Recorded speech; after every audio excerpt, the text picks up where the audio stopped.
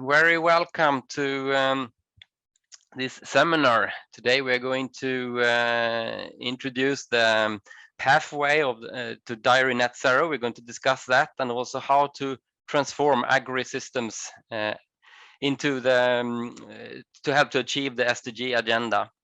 This is an event under the Stockholm+50 associated event, and today it's also the World Milk Day. So this is a celebratory event for this very special day as well. And so what could be more relevant to have these important discussions around the future of dairy production and then today. So I'm really looking forward today. This event is hosted by the Global Dairy Platform and Arla, and we will hear more from them soon later in the program. I'm the moderator of this session, and my name is Claes Johansson, and normally I'm the Sustainability Director of Lantmännen. It's a Swedish farmers-owned cooperative working with the full value chain from field to fork. We're supplying Swedish farmers with input materials on their farms, but also taking care of the raw material and produce different values from it. Future-oriented questions for the dairy sector is something that is really close to my heart, and it has also been a significant part of my daily work the last year. Lantmännen, together with Arla and among other Swedish stakeholders, has been working with a platform to really address the farming of the future oriented issues for milk and beef production in the Swedish context. So we have been working quite hard to map and identify the roadmap ahead for Swedish milk and beef production. It was launched this autumn, and now it's also a platform for further collaboration and development within this area. And some of the conclusions that I also think that will be a little bit of the theme for today is that we clearly see that ruminants has a very key role in a future sustainable food system. We also see clear opportunities to meet the global goals and the climate related targets in line with the Paris Agreement. And we also see that we need a little bit more of a specific discussion around the different three different climate gases. So it's different to have a differentiation between fossil and biogenic sources of emission. That's also a key conclusion. We can also see there is a potential to even more contribute to biodiversity and continue to keep a high level when it comes to animal welfare, and also increase the food production. And from a Swedish perspective, we see that we have a potential to even contribute more to a global supply of food based on sustainable dairy and beef production. So this is a topic so it's really close to my heart, and as I said, a part of my daily work. So this is a pleasure for me to try to lead these discussions today. This is a virtual dialogue, and we will have interaction with the audience. We're really looking forward to that, to have questions and comments. You can both raise your hand and give your statement directly, or put the questions in the chat. You can also interact in social media. We use the hashtag Stockholm+50 with capital S, and 50 in one word, 50 the 50. And then we also use the hashtag World Milk Day in one word with capital W, capital M, and capital D. So please interact in whatever way you feel comfortable. So with that short introduction, I would like to introduce the first speaker, and she's representing one of the hosts today. I would like to welcome Hanne Sundergaard, Executive Vice President at Arla Foods, and she will give her view on how Arla is working on this agenda. So please, the floor is yours, Hanne. Thank you very much, Claes. I can say that I'm sitting on a farm today, participating in this meeting. So if the sound is a little bit weak, that's why, but I hope it's good. So my name is Hanne Sundergaard. I am in Arla responsible in the exec team for our farm, so agriculture and sustainability and communications agenda. Have been so from 1st of January, been in Arla for many years, but working in this whole area is new to me, but very exciting. So if you move slide, please. Of course, as you also say, Claes, the SDGs are a strong help to us here, because what we are dealing with globally is, of course, a climate challenge, but we're also dealing with a health challenge. And I think in that context, it's important to remind ourselves that dairy actually has a massive contribution to global nutrition. And you see the percentages here. So a huge 7% of the energy globally that sits in our food system, it comes from dairy. Half of calcium, 18% of essential amino acids, and so on, which we should compare to approximately 2 to 3% of the greenhouse gas emission globally. So it is a very strong, or dairy is a very strong contributor to the health of our population globally. And if you move slide again, I guess the other reminder that I think we need to have is that the cow, who today sometimes can be told off for methane emission and so on, has a huge role, I think, also to play in our future food system. So she can upcycle and utilize land that we can't otherwise. She eats grass, and we know that grass is a significant contributor to soil health and biodiversity. And of course, we also know that through the manure, we contribute and feed significant energy production. So just to say that there is a handprint from our cows that we should also remind ourselves and work with. But if we move again, I guess what we also know is that we need to work with the impact of our dairy production. And in Arla, we've now signed up to 1.5 degree science-based target. So for those of you that are not familiar with science-based target, it's the Paris Agreement of companies, so to speak.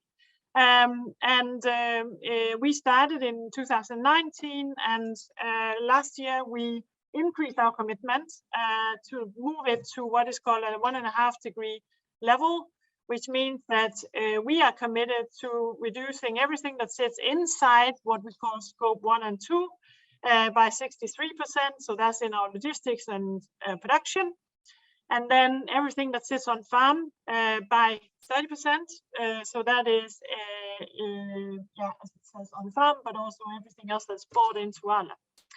So it's a ambition we are proud of, but also humble that we need to deliver on.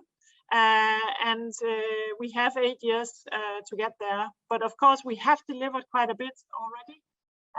So 24% on scope 1 and 2 and 7% on scope 3.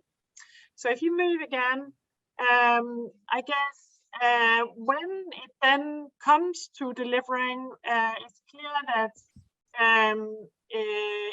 when we talk about emissions, a significant part is on farm. We have created clear levers on farm, and if you move, I think the slide builds a little bit. So if you click again, We have levers to get us from 2015 and across to 2030. You see Big Five here. It's not Big Five animals, but it's what we see as, based on our climate check that we now do on all our farms, as the biggest difference between the highest performing farmers and the lowest performing farmers.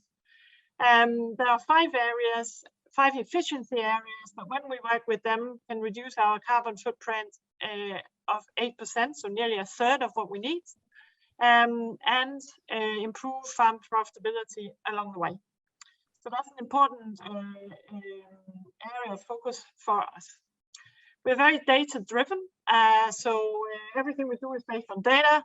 And again, there is a whole new set of data that, as Claes is also talking about, that we need to work with in delivering this. If you move again, please. You see the other levers that we are working with. I won't go into all of them. We know what we need to do between now and 2030. We know that these are the most economical areas that we can work with. This is looking at the world from a European perspective, important to say. And we also know that there are some levers like feed additives and biochar that are out there. They may come in between now and 2030. We are piloting some of them, especially feed additives now. So we may have more opportunity than what we've written into our pipeline. So if you move again, please. Then I think I will finish by saying, for us, it's important that we remind ourselves in dairy that it's not the cow that's the problem, even though that's how she sometimes gets portrayed. The cow has a big role to play in the food system, but of course, for us to help the world and help consumers continue to also choose dairy, it's important we work with the how of how we produce our dairy products. So with that, I will hand back to you, Claes, I think. Yes, thank you very much, Hanne. It's really interesting to take part of your ambitious roadmap ahead. So thank you for that. Now it's time for me to introduce the next speaker. It's Donald Moore, Executive Director of the Global Dairy Platform. And he's also giving his welcome remark and give the overview of the pathway to dairy net zero. Welcome, Donald, and the floor is yours. Thank you very much, Klaus. And if I could just have my slides, I have a few slides to go through this morning, and just quickly to the next slide. And I think we've probably covered this within the welcome from several people today, but just a very happy World Milk Day to everyone on the call. Today is the 1st of June, and that is annually World Milk Day. So if I could have my next slide, please. I wanted to take just a moment, and Hannah in her introduction talked a lot about the nutrition that comes from dairy. Dairy also delivers a lot of other benefits globally. There are some 1 billion people around the world who derive their livelihood from dairy, living on 133 million farms, 37 million of those led by women, 80 million women employed in the dairy industry, 240 million jobs. So we know dairy provides an awful lot of benefits. Dairy is the world's largest agricultural commodity by value and the 3rd largest by volume in the world. So we know all the good dairy can provide from a nutritional perspective, from an economic perspective, a social perspective, even rural communities, the value that dairy can bring. But we also acknowledge and recognize that dairy, like all agricultural commodities, can and will do more to improve its environmental footprint. If I could have my next slide, please. That led us back in 2013 to launch the Dairy Sustainability Framework. And I know Brian Lindsay will be talking more about this later on today. But the DSF is really the global dairy sector's initiative to track, measure, and report the performance of the dairy sector. So sustainability is not something that the sector has come to in the last few months. This is something that we have been driving towards for over 10 years now. there's currently about a third of the world's milk production, excuse me, inside the dairy sustainability framework, and that equates to about 50% of the formal milk in the world. Next slide, please. Now, I don't expect you to take notes based on this slide. What I wanted to highlight, though, was every year the Dairy Sustainability Framework produces a report. And if you could just do one click to build this. And each year in that report, we look at what the priorities are globally for the dairy sector. And for many years now, we've been able to see that the single largest priority across the dairy sector is reducing greenhouse gas emissions. And Brian will no doubt talk about the other items in this table as well. But from a global perspective, dairy's been very focused on tackling its greenhouse gas emissions for some time now. Next slide, please. So that led us back in 2019 to work very closely with the FAO to produce this report, understanding the emissions that were coming from the global dairy sector. And from the report looked at a 10-year period from 2005 to 2010 to 2015, so 3 data points in that time period. And what the report showed us was that over that 10-year period, the emission intensity from dairy, the amount of greenhouse gas emission produced per kilogram of milk, had reduced by 11%. But in that same 10-year period, total milk production had increased by 30%, and greenhouse gas emissions had gone up by 18% in absolute terms. Now, the FAO did note in this report that if the dairy sector hadn't made some of the progress it was making, absolute emissions would have gone up by 38%. So some good news mixed with some troubling news about the continual growth in absolute emissions. So that led us in 2020 then to start looking at how we might tackle this question of absolute emissions from the dairy sector. And if I could have my next slide, please. And that really was the motivation that sat behind the Pathways to Dairy Net Zero. And in early 2021, in fact, in alignment with the United Nations Food System Summit, 6 organizations, ourselves, Global Dairy Platform, in conjunction with IDF, the International Dairy Federation, ILRI, the International Livestock Research Institute, IFCN Dairy Research Network, the SAI Sustainable Agriculture Innovation Platform, and the Dairy Sustainability Framework. These 6 organizations came together to launch Pathways to Dairy Net Zero. And we work very closely with the Global Research Alliance on Agricultural Greenhouse Gases as our knowledge partner.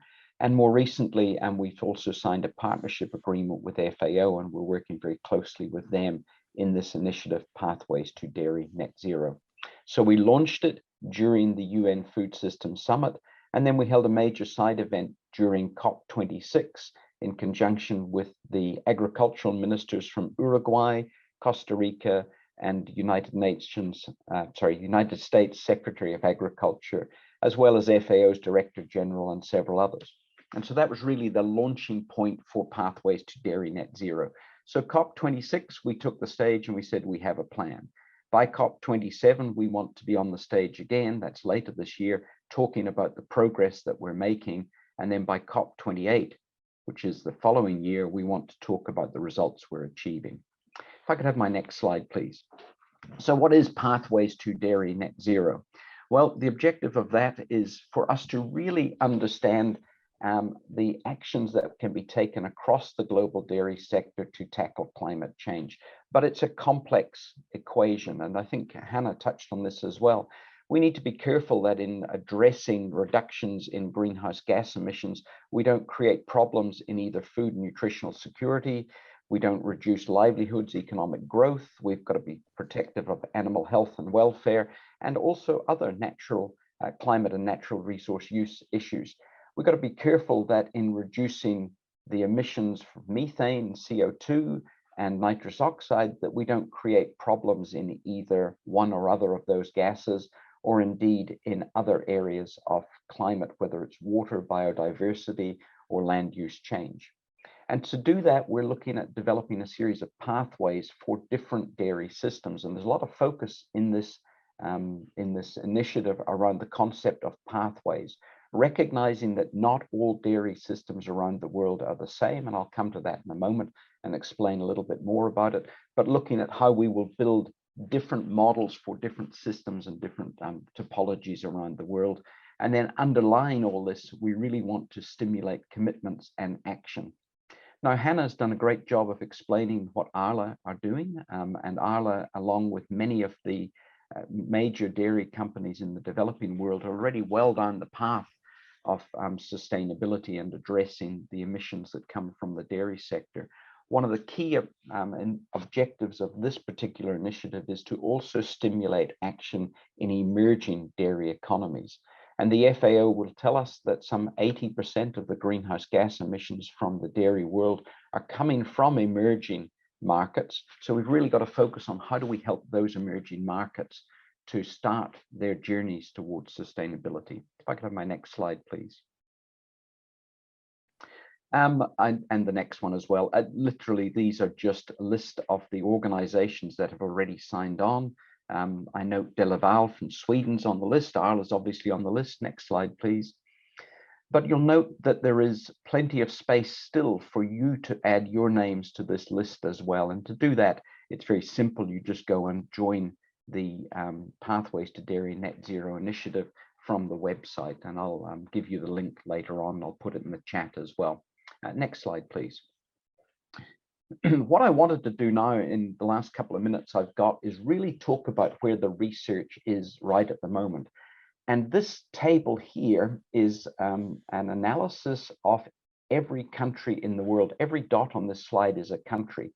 And so every country on the world has been plotted in terms of its productivity, the yield per cow versus the CO2 produced per cow in those markets. And so every dot on there is a different country.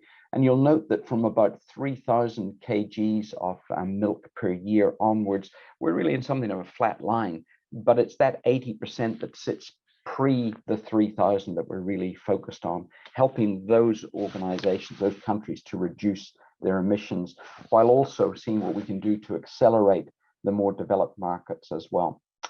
This is a build, so please, if you could give me the next build on this slide. One of the things we're very focused on is this concept of system topologies and recognizing that the solutions for high input, high output systems are going to be different to the solutions for pasture fed or indeed smallholder dual purpose systems. And to back this up, the FAO has produced this very recent research. If I could have the next build, please. And this looks at what is the emission profile of greenhouse gas emissions for each of these different systems. And that really helps us to identify and understand the actions we need to take in each of these different markets. So you'll notice in the far left-hand side of the screen, in some of the least developed dairy economies, we're talking largely about enteric fermentation. And then as you move towards the right-hand side with the high input, high output, it's manure starts to become more of an issue, etc. And if I could have the last build on this slide, that really leads us then to understanding what are likely to be the most effective mitigation options within these different farming systems. So on one end of the scale, you'll see it's all about feed quality, etc. On the other end, as Hannah mentioned in her presentation, issues like methane inhibitors, biodigesters, etc., become more of a feature. Next slide, please. So where are we going in 2022? There are two components to the program. One is all about the research, and I will make these slides available if anyone wants to have them afterwards. And the second is really about how do we build momentum at a global scale to activate those results. And on the execution side of this, really in the lead up to COP27 and then COP28, this is really where we're putting the emphasis at the moment. We want to enumerate the progress that's been made in those developed dairy economies, as we saw from Hannah. We want to collect that together so that we can talk about the progress that's been made at the upper end of the dairy scale. And at the same time, identify and engage with key emerging dairy economies as early adopters of this program. And to that end, we have identified 9 countries and started the outreach to those countries. Between them, they represent 30% of all the emissions from the dairy sector globally. And we're starting to work with those countries to help them build their capability in this area. And to that end, we are going to submit to the Green Climate Fund proposals on behalf of those countries to help them with the funding needed to make the changes required. And with that, my last slide. Just a note here that if you wish to join Pathways to Dairy Net Zero, we'd encourage you to do so. Go to pathwaystodairynetZero.org and you can sign on as a supporter or learn more information about the initiative. Thank you very much. Back to you, Klaus. Thank you very much, Donald. Thank you for sharing. It's a really impressive framework, I think, and especially like your point with you need to have different strategies to find the way forward for different kind of production systems. I think that was very clear in this presentation. So thank you for that. Now it's time for the first occasion for the audience to interact. We have audience poll, and the question is hopefully available on the screen. And it's what do you think is the most important to highlight as the key contribution dairy can make to reach the Sustainable Development Goals? So you can select one of them. And this is really interesting to see what will be the most important thing according to this this audience.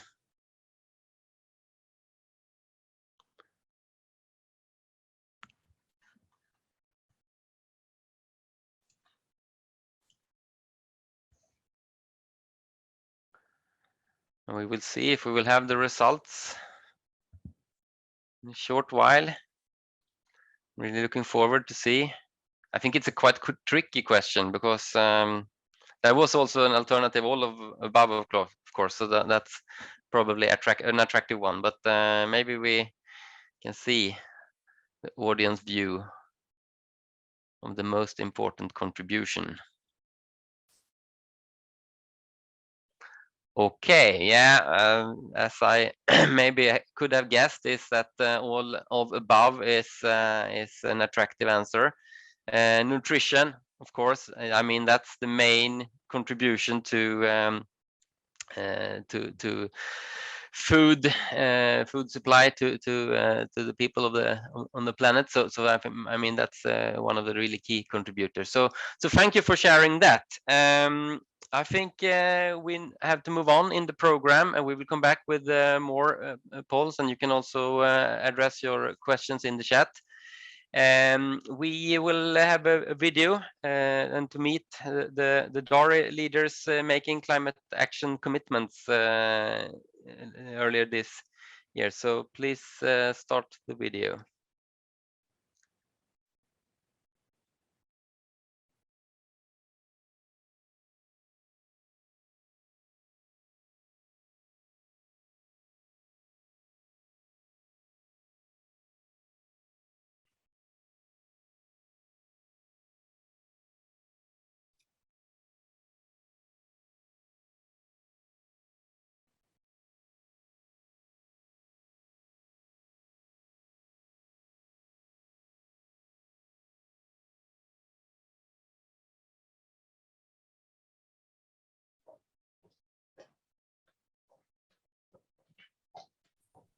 It seems we're having a challenge with the sound on the video. Yes. Yes, we'll just try one more time before we move to the next portion. Apologies everyone for that. Just a moment.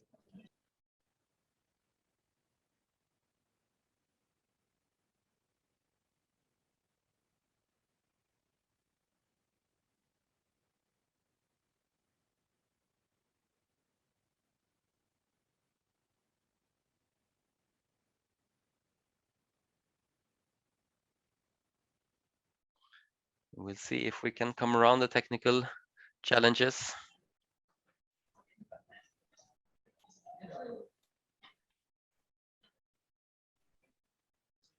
All right, class, it seems we've had a challenge. I think we can move on to have the to hear from the panel, and we'll play the video just after that panel. Apologies for that.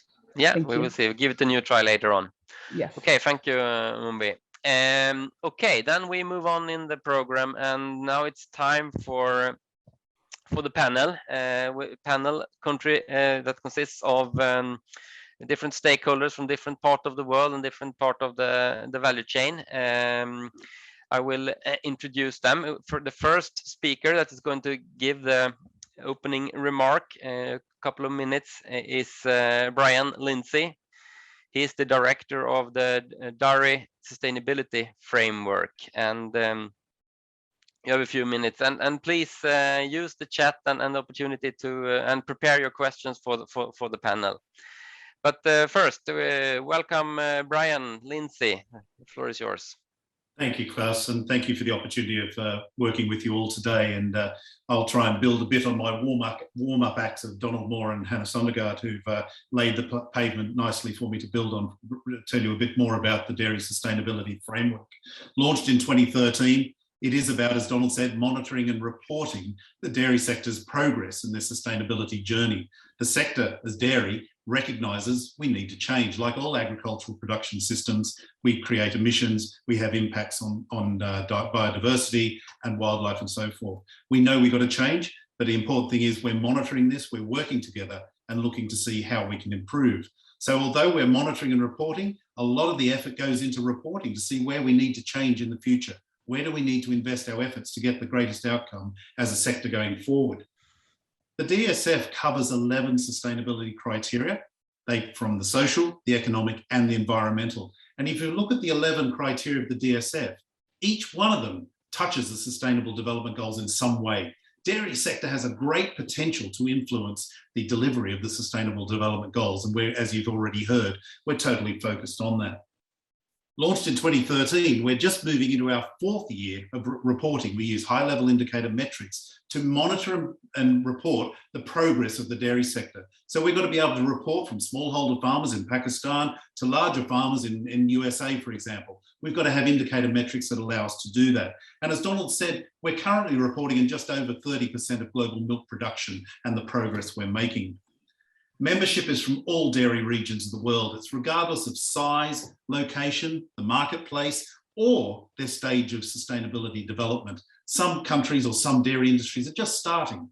We will work with them because we're pre-competitive, we're collaborative, we share information. This is all about helping dairy move forward, but to be able to know if we're making a difference and report our difference, we need to monitor and report. As Peter Drucker says, you cannot manage what you don't measure. Members are asked to prioritise the 11 sustainability criteria, the criteria that are unique and challenging to their unique situation. We help them work on those through developing platforms so that we can share information and help us progress, learning from each other in the dairy value chain. A challenge I might have here in the UK may have been solved by a dairy colleague in the US. It's about sharing that information as we move forward. And as Donald showed you from the reporting, the one slide he did bring out was greenhouse gas emissions has been regularly the #1 priority globally. But recognising we're here for Stockholm+50, we also notice that biodiversity is up there in the top 3 also. So we are working on these more nature-based solutions to the challenges we have as a dairy sector, looking at how we can make a difference and improve the lot we've got. The important thing to understand here also, although we have 11 criteria, they're not in silos. And the important thing is we recognise, as Hannah rightly said, is the interrelationships between each of the 11 criteria. It's about recognising, taking a holistic view on how we solve one challenge, but actually widen the benefit and solutions in the other 11 criteria.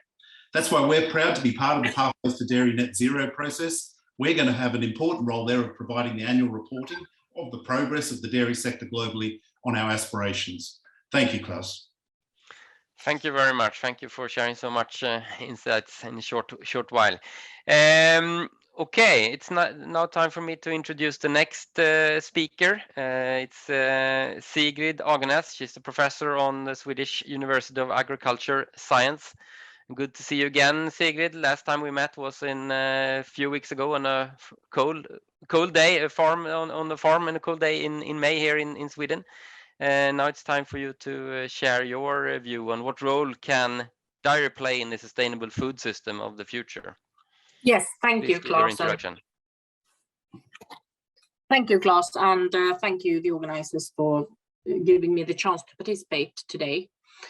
I think we've had a very good introduction to all the different areas that dairy can affect, and the role of science in forwarding the development in regards to net zero and other factors is both, of course, to keep improving the possibilities to measure, and it's also to keep developing ways of taking many factors into account at the same time. And I'm a very proud leader of a collaborative research and knowledge center funded by the Swedish Research Council Formas called Sustainable, which is a broad network of actors in the Swedish food system that has set out to try and come up with a sustainable way for animals to be part of future Swedish food systems. Because just like we saw in the previous presentations, the challenges are slightly different between countries. And we need to be very precise and look at the basic resources for agriculture in different areas. And Sweden is a fairly long country stretching from north to south, with around 8% of its land used for agriculture. And in Sustainable, we have started the work with focusing on the role of bovines for dairy and beef production, because they today use fractions of the harvest of a very large part of these 8%. And this is where I hope that science will make the quickest progress the next few years, is to be able to look at the role of animals for the net output of food from the whole agriculture system, instead of looking at one type of food at a time.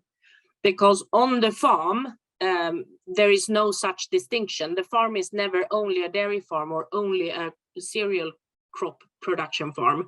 The farm is producing food and feed and energy in a mix, and science needs to keep up with this in order to deliver support decision tools or decision support tools.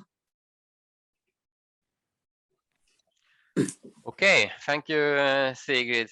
Thank you for sharing. And Lantman is also a proud participant in the cooperation around Sustainable. So it's a great pleasure to be a part of it. It's an important work you're leading. Thank you. The next speaker who will represent the farmer's perspective is Jonas Karlgren. He's a farmer in Hennebjörke Dairy Farm, and please give your view on an introduction remark on this important topic. Yes, thank you very much, Claes. And like Hanne, I am recording this from a dairy farm, and my farm is situated about 200 kilometers south west from Stockholm. Yeah, I can see that dairy is, I mean, it has always been a competitive business with rather tight margins. And as a dairy farmer, I have always strived for the best animal health and to produce all the time more milk with less inputs year after year. Because more milk with less inputs, that means improved efficiency, and it also means savings. And that is helping me to stay in the business, I would say. But you can also, to take it a bit further, I mean, that is improved efficiency is a kind of license to stay in the business.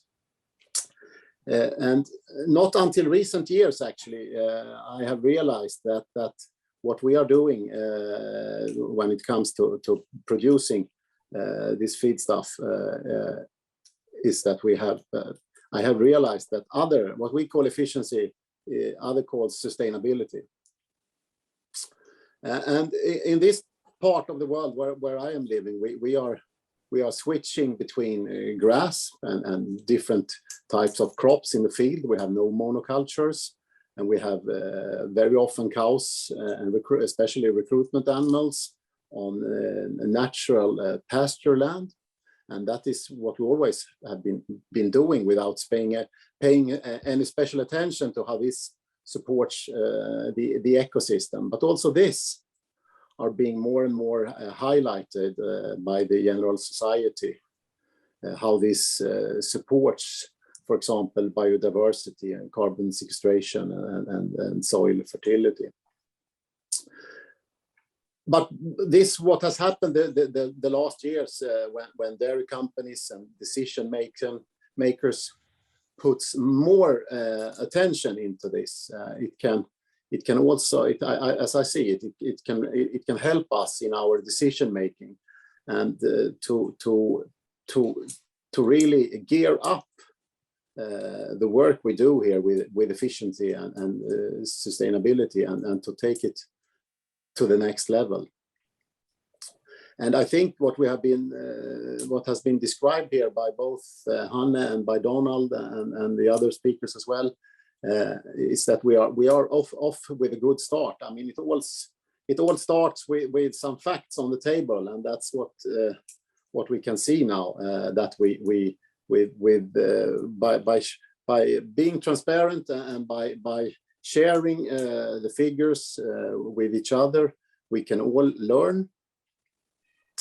And as I said, that would be a huge help for us to contribute to not only to sustainability improvement, but also to our efficiency on the farm, and as well in the long term the farm income, which by the end of the day is of course the most important for all dairy entrepreneurs. So that's it for me. Yeah, thank you, Jonas. Very, very important to hear your farmer's perspective on the issues, and there is no doubt that there is willing to be a part of this this transition from the farmers. We just need to make to create the right conditions. Thank you for that. And now it's time to introduce the last speaker in the panel. It's you're representing the youth perspective. Mr. Promise Amaha is the founder of the Nigerian Young Farmers Network, and you're not only representing the dairy farms, but you have dairy farms among your members, I guess. So please introduce yourself and your take on this question of what role the dairy can play in a sustainable food system. Please. Yeah, I want to thank the organizers for the opportunity to be able to throw more light on the role of youth in the development of sustainable systems in the dairy, and how we can all learn from the opportunities of engaging the youth. My name is Promise Amaha, and I'm the founder of the Nigerian Young Farmers Network, and I'd like to share a bit on the background of my organization, which basically has the vision to unlock the potential of agriculture, modern agriculture in Nigeria through youth engagement. And our core mission is also to connect these young people to the opportunities in the agricultural sector, which includes, like you rightly mentioned, the dairy sector, which is very key. So amongst membership are young people across diverse value chains, crop production, livestock, innovation, across board. So we have a healthy population of young people, 1 million plus, engaging, discussing, collaborating, sharing ideas, networking on various ways to improve agricultural development, enhance food security, and also learn how to interact amongst each other, especially with regards to technology development and transfer. That said, the critical question I realized is, it's not the cow, it's the how.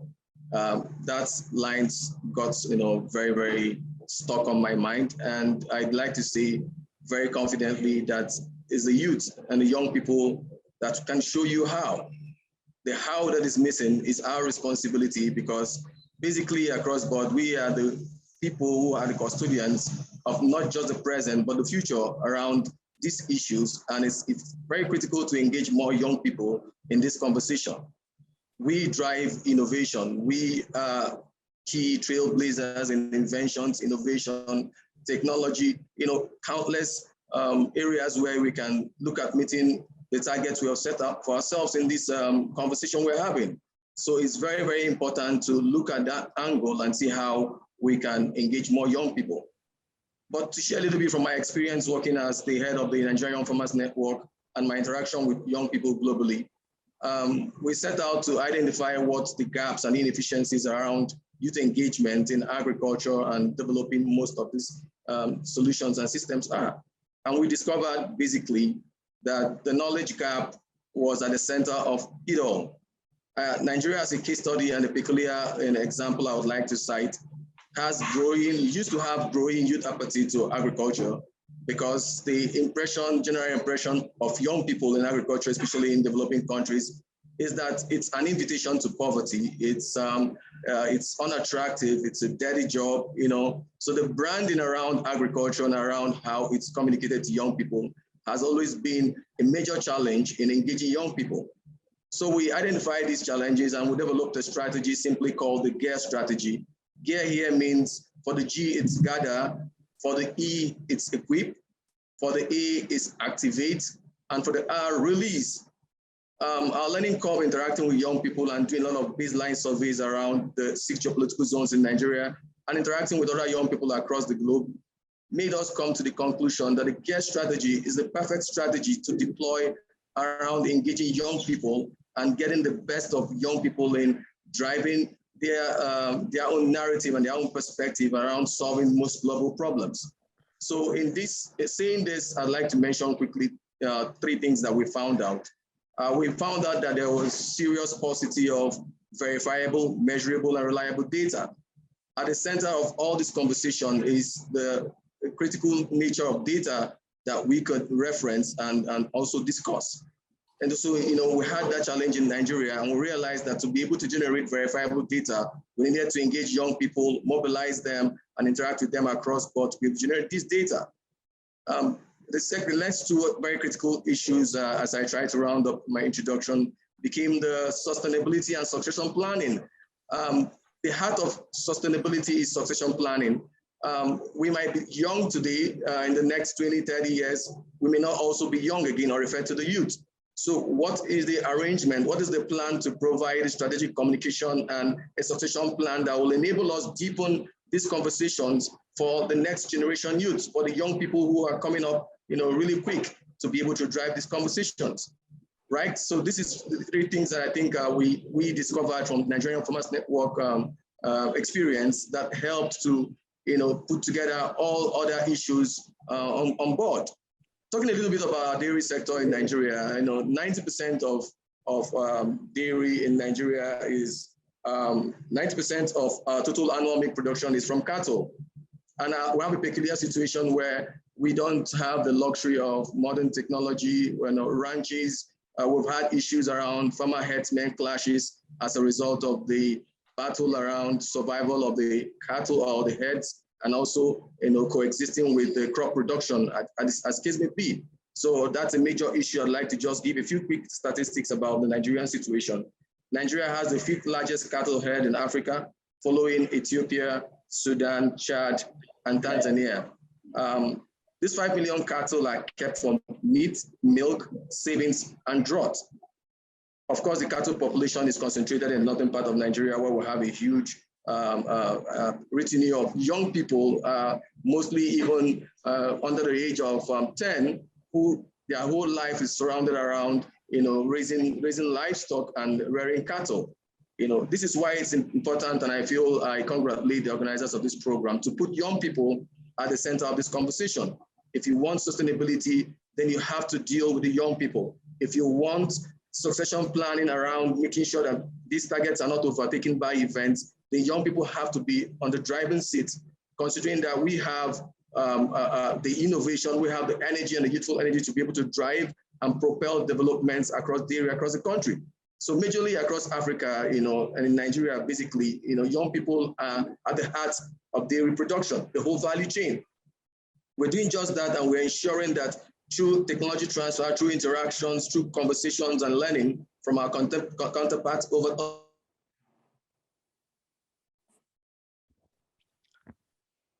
Okay, I think we might have a little bit bad connection with Promise, but all over the thank world. you. We are able to also state that Yeah. Okay, sorry, we had a little bit bad connection in the end of your speak, but I think I think you left over to me again. Yeah, we're ready. Yeah, I can continue, right? No, yeah, you can continue. Just to time for you to summarize a little bit now, because we need to also move on. Okay. So in conclusion, basically, all I've tried to do is to advocate and really drive the demand for youth engagement, and across creating more strategic communication systems to embody more youth engagement for this program, and then to be able to drive sustainability and succession planning around issues that has to deal with dairy and the sustainability framework being developed as a result of this program. So thank you for having me. Yeah, thank you very much, and thank you for sharing the preconditions from a Nigerian perspective. I think the challenges for regional challenges are definitely varying, but there is some global and generic challenges. I think that's very valid, that attracting the youth is something that we really need to work with globally for the future of agriculture, of course. So thank you for that, very clearly presented. Now it's time for the audience again here to prepare the questions and also to answer another poll, and we will present it here on the screen. The question is, in your perspective, which of the below levers has the largest potential to reduce dairy greenhouse gas emissions? You can select as many as you think is relevant, so it's possible with multiple choice.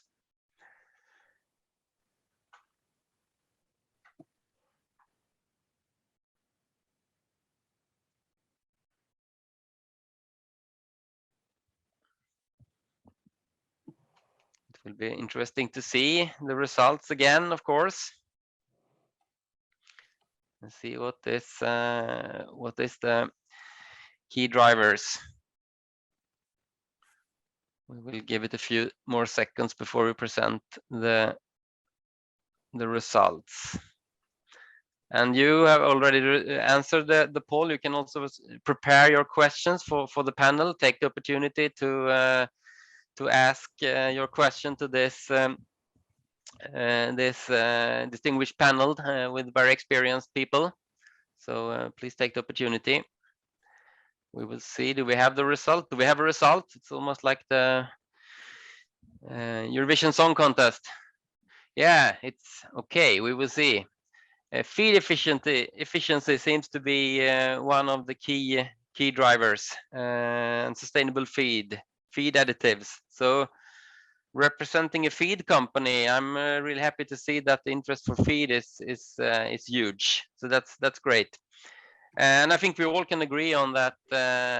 All of these potentials are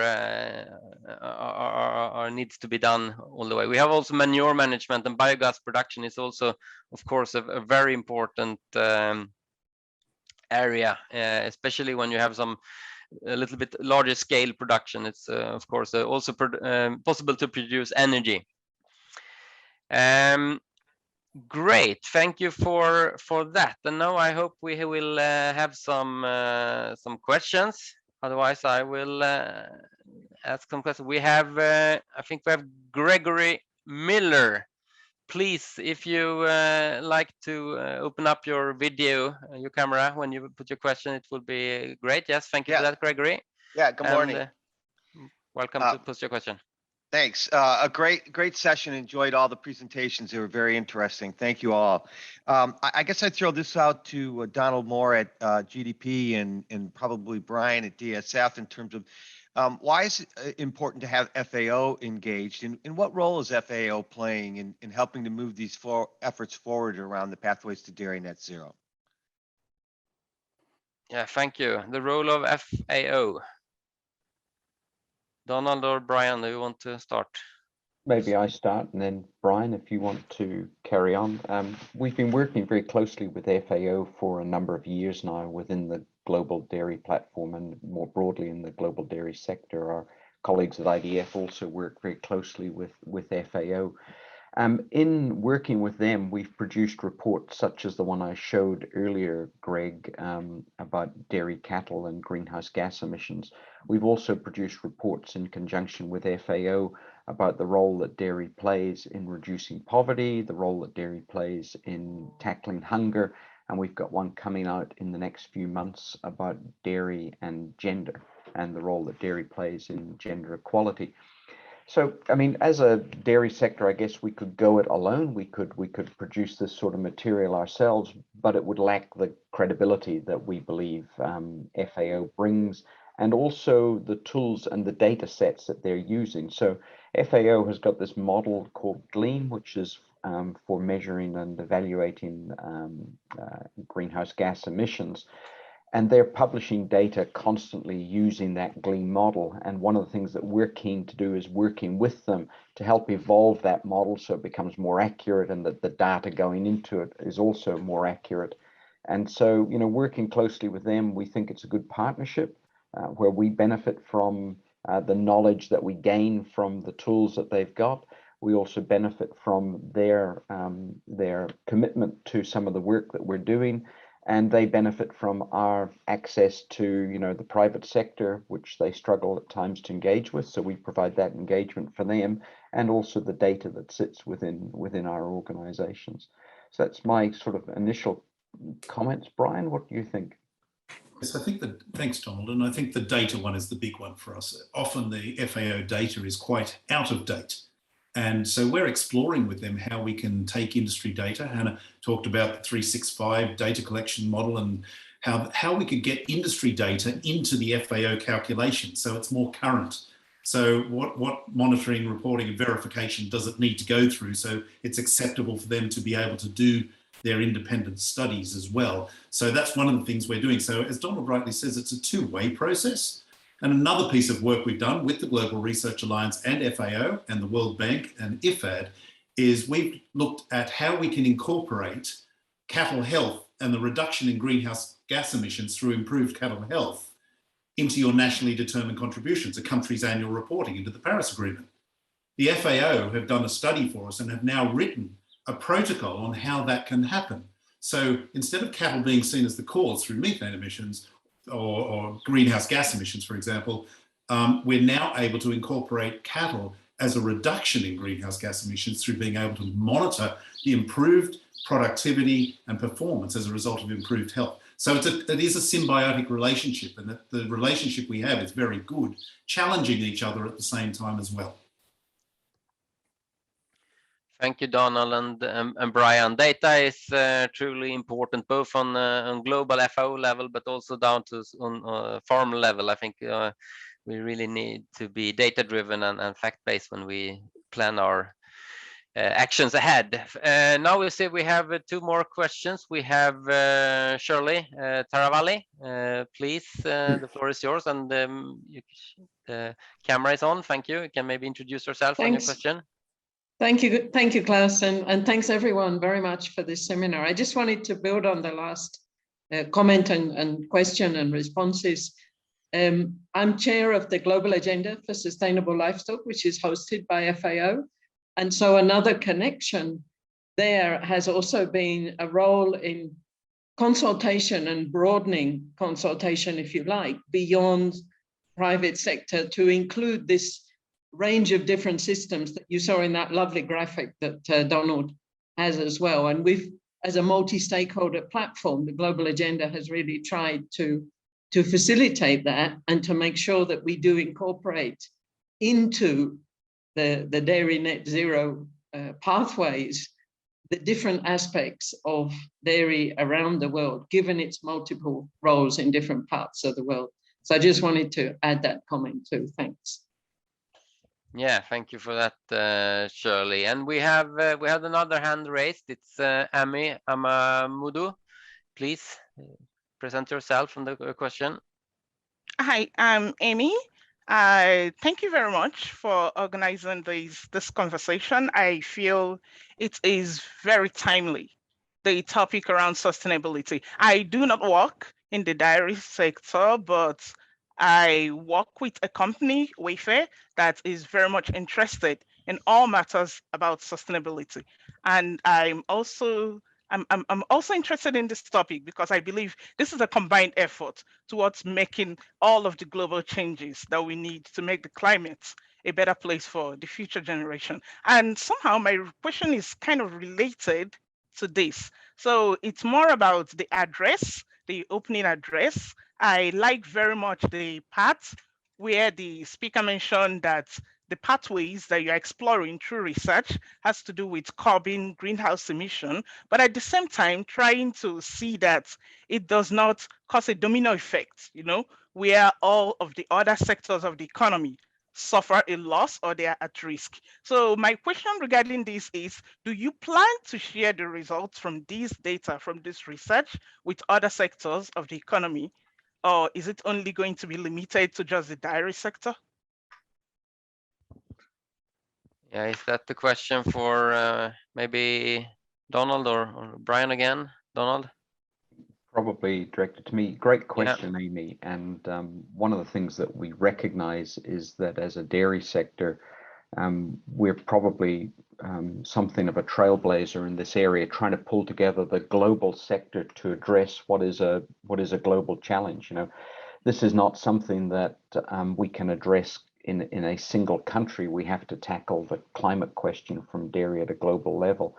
And I was remiss in my comments earlier, not recognizing the role that GASL, that Shirley was shared with us, the role that GASL plays. And through the Global Agenda for Sustainable Livestock, we've actually been sharing on a regular basis with them and with livestock groups, other livestock groups, the challenges, the progress, the work that we're doing to try and encourage and similar action in other livestock groups.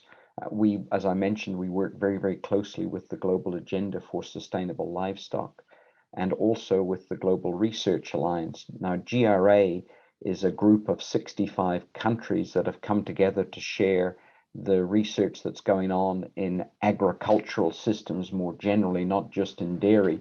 They have got a livestock group in there that we work most closely with, but a lot of the work that they're doing spans right across different agricultural commodities, etc. And so within the ag sector, I think we're doing a good job of sharing the progress, sharing the challenges, sharing the outcomes of what we're seeing.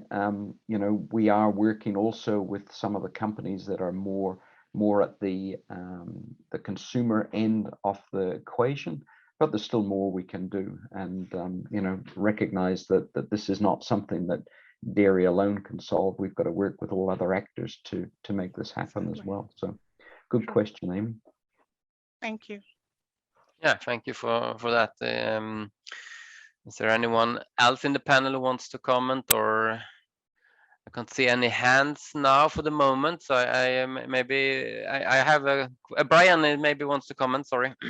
I think just to build on Donald's point there, the dairy sustainability framework, because it's run by dairy industry alone, we recognise we need to listen to other sectors. So we have a multi-stakeholder advisory council, a bit similar to GASL, but we have academia on there, we have governments on there, we have civil society on there, and we share with them this stuff because we know we don't have all the answers. And I believe we're given 2 ears and 1 mouth for a reason. We need to do a lot more listening to the different views of stakeholders who have an interest in dairy. So that is just another way we can share this information. So, but there's always more we can do, I acknowledge. Yeah, thank you for that. And Promise want to comment as well.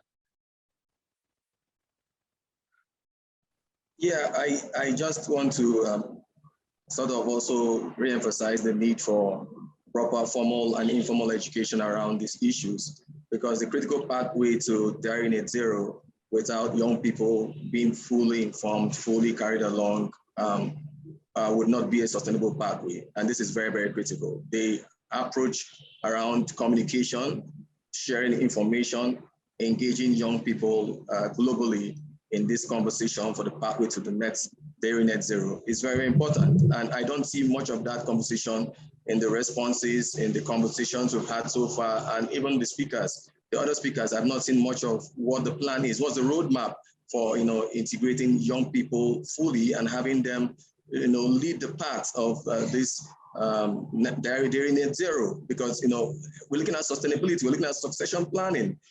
Every one of us here, 20 more years to our age, and we know how far we've gone. And if we're not able to sustain this conversation coming forward, then we have a lot of problem in our hands. And I'll give you a classical example why I'm saying this. Nigeria currently doesn't contribute so much greenhouse gas emissions for obvious reasons. Per capita energy consumption and resource management is not there yet.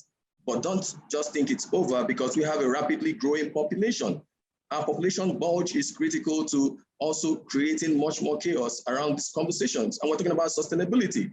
So if we don't have a proper roadmap around youth engagement for education, informal and formal education, on what can be done, on the innovations that can be embraced, on the interactions, on the exchange, youth exchange around technology to help sustain what we're doing, then this path might actually not just be a path.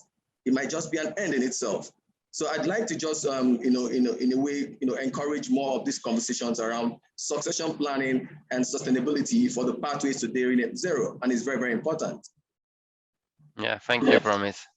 It's important to think how is active in the industry 2050 when these targets are going to be fulfilled. So very relevant. Donald, you want to comment on, build on that? Yeah, look, Promise has raised a really important point. And, if you take Africa, the continent where he's based,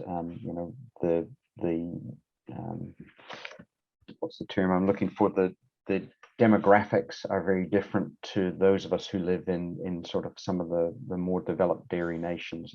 There's a much larger youth population, and to Promise's point, it's something we've really got to understand, and we've got to encourage youth involvement in agriculture, not as as a default, but as something they want to be involved with. And so to Promise's point, I think we've got to find ways to encourage youth into agriculture. One of the big areas that we've been working on, we have a program called Dairy Nourishes Africa, which is working in East Africa at the moment.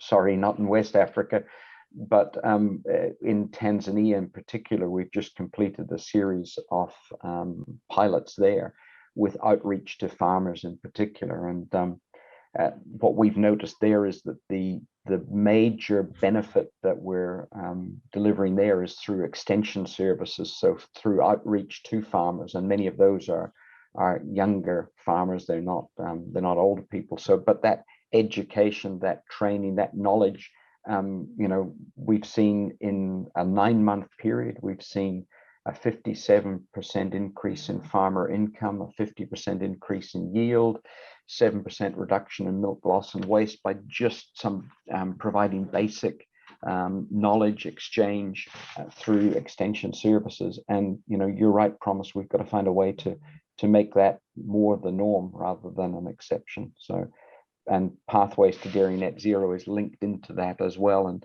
in that program in East Africa, we've also seen a 33% reduction in greenhouse gas emission intensity over that same 9-month period. So we know there's a lot of the levers we can pull, whether it's farmer income, improved nutrition, reduced food loss and waste, and at the same time reducing greenhouse gas emissions. So a lot we can do still. Yeah, thank you for that.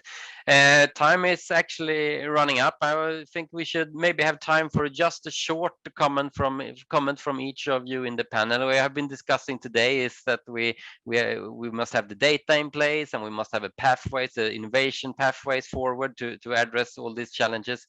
But I think we also have a kind of a communication challenge linked to milk and the ruminant production. Today, the general discussion is very much that the cow is actually the problem, even if we say in this forum that it's actually the how. But what will be the key for the industry to have a little bit, if you look 5 years ahead, can we turn around the public understanding and public kind of way of looking at our industry in another way, in a more food system holistic view than we see today? And it's an unprepared question, but who wants to start? Jonas, you were thinking about this, I think, a lot. I'm thinking a lot about it. No, but what I missed to say during my short presentation was maybe also that I mean, we have, as you say, we have the data, we have the facts on the table, but it's also important that we continue to improve by putting more efforts into research and development in order to get it moving. We will start now to work with it, of course. But there, in order to, because the targets are really I would say ambitious, and in order to meet that, it's important that we see a new data coming out of research in the future. Yeah, thank you for that. Any other comments on? Yes, if I may question, step in. Yeah. Society outside of the dairy sector needs to want to know that there are other qualities to dairy production than the load that has been highlighted so much. And I don't think it's that much about how the sector is designing their message. It's about listening more and also explaining what would happen. And I hope that with combined efforts, we will be able to demonstrate that if we took animals out of the food system, where would that take us in terms of net food production and sustainability? And if it's not until we can demonstrate that society will ask the question, so how can we do it with a good sustainability? Yeah, thank you. Any other comments? We need to wrap up in a few minutes, but there is room for another comment or before wrapping up. So Claes, if I can build on what's been said here, two things. I think Promise highlights a really important point around engaging youth, and we have been doing a lot of engaging all the stakeholders around the farmer, but I actually think the colleges and the youth is absolutely key. To the question you're asking, I think we need to try and change the conversation, because I think the conversation at the moment is turning towards this or that. You know, plants or milk or this or that. And I think that's the wrong conversation. I think the conversation needs to be, how do we build a diverse, holistic food system that can feed 10 billion people with a healthy diet? And I think that's how we need to change the conversation that is going on right now. And, you know, the quicker we do that, the better, because at the moment it's going off track as far as I'm concerned. Thank you, Hanne. That will actually, I see there are more comments coming up, but we need to wrap up, and I think that was an excellent final remark. I think most of us can agree on that. It's not either or, it's both, and we need to have a balanced view on the food of the future. So with that, I will say thanks on the behalf of food consumers around the world who are interested in eating and drink delicious products even in the future, for your engagement in this very crucial issues and how to develop the dairy sector in direction to the sustainability development goals and the climate targets. I would of course like to thank all the speakers and the participants in the panel for sharing experience and valuable knowledge. I think you managed to really share lots of insights during this very short time frame. And of course also the audience for participating and contribute to this discussion in different ways. I'm sure that the discussion will continue and it should continue, and this is a very, very important topic, the future of the food systems. So I would also like to thank for myself for giving me the opportunity to lead this discussion. It has been definitely an honor and a true pleasure. Thanks and goodbye. I think we will maybe see a little bit of the missed video in the end of this session. So thank you for this time, and take care.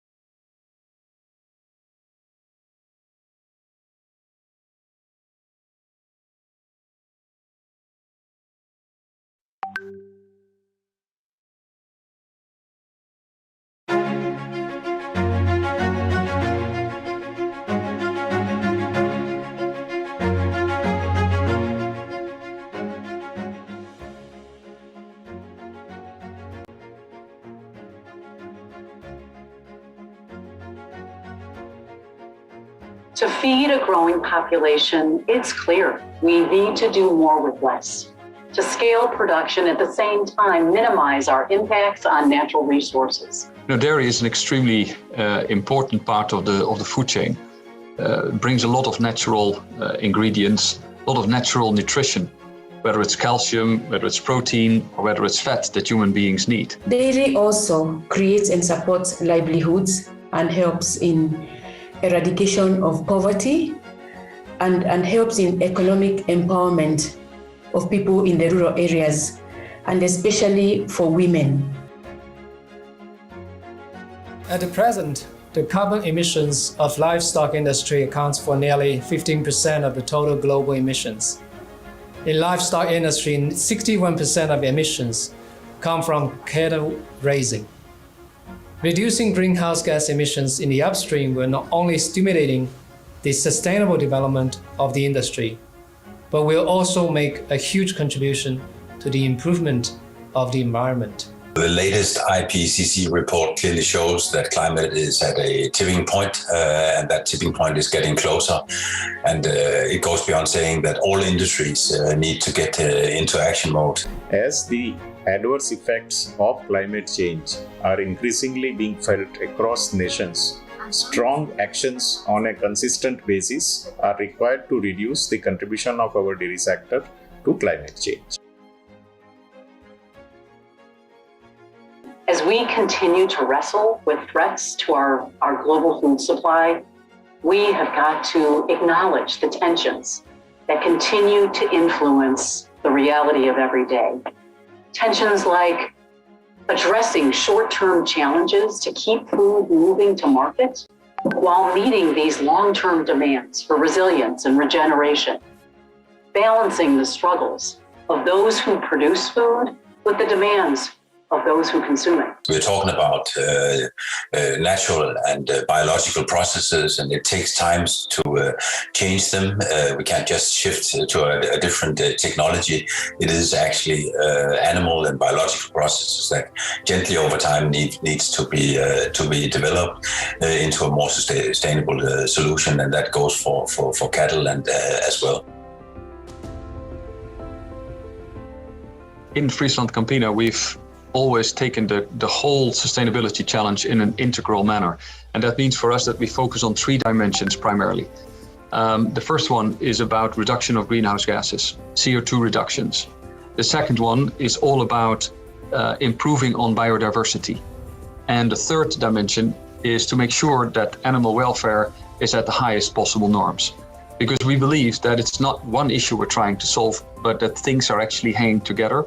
And that's why the integral approach is so important for us. One of the activities that we do is we train our farmers to be better dairy farmers and therefore improve their efficiency and productivity. 6 national dairy organizations have partnered to initiate the U.S. Dairy Net Zero Initiative, a 5-year industry-wide effort that's designed to break down the barriers and to make sustainable practices and technologies more affordable and more accessible to U.S. dairy farms of all sizes and geographies. Mengniu is leading in China's dairy industry in terms of emission reduction. In particular, we implemented a desert transformation project in the Ulaanbaatar Desert in Inner Mongolia, planting 90 million plants and various crops and forming an oasis of 200 square kilo in the middle of the desert, creating a closed-loop organic ecological cycle. We, as the Grand Imam Limited, in collaboration with the GNA, we have been trying to educate our farmers on how to improve the feeds, whereby we are training them on how to get a concentrate so as to reduce the grasses in the animal. We have over the last generation seen a significant increase in the yield per cow amongst our farmers. In 1950, we 1.5 million dairy cows, for example, here in Denmark. Today, we are around a third of, in terms of dairy cows, 500,000. But these 500,000 actually produce more milk than back in 1950. And that's a great achievement, a significant increase in yield, which is good for the carbon footprint. To make dairy net zero, we should really implement all the latest technologies we have already available. This in itself will probably reduce the dairy footprint on average already right now by 20 to 30%. In addition, we should keep on innovating with products like recently launched Bovaer in Brazil and Chile, which further reduces methane emissions, for example, by 20 to 30%. Some regions have embarked on the Dairy Net Zero initiative. Sharing of experiences gained in these projects and collaboration among scientists from across the globe is essential to ensure the success. No one can do it alone. The dairy sector has to come together, share knowledge and share the solutions to the benefit of the entire sector. So many farmers are already demonstrating progress. Innovation, efficiency, stewardship. It's in farmers' DNA. Being a dairy farmer means caring for the environment, generation after generation. Dairy farmers are connected to their land and connected to the communities in which they live and operate. I'm certain that the dairy industry will actually fulfill its commitment to climate change. I see innovation coming towards us, the academic world stepping in, and I see governments helping out. And I think with, in that ecosystem between companies, academic institutions and governments, I see what progress is already being made. We ain't seen nothing yet. So I'm absolutely positive about the future. We in the global dairy sector are rising to meet the worldwide climate challenge. We're a global dairy community. United towards pathways to Dairy Net Zero.